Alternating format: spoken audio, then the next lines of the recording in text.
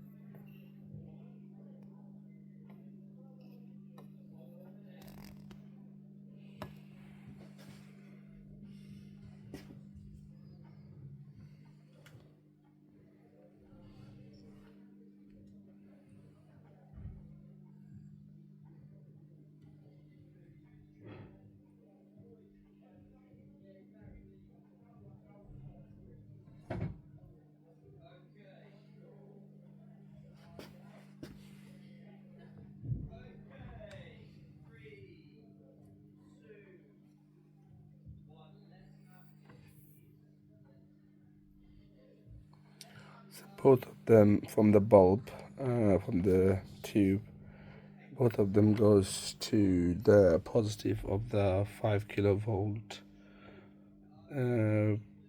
power supply in there, and the negative, the two negative pin, this comes out from the same negative side, negative pole, negative pin from the back of the bulb goes.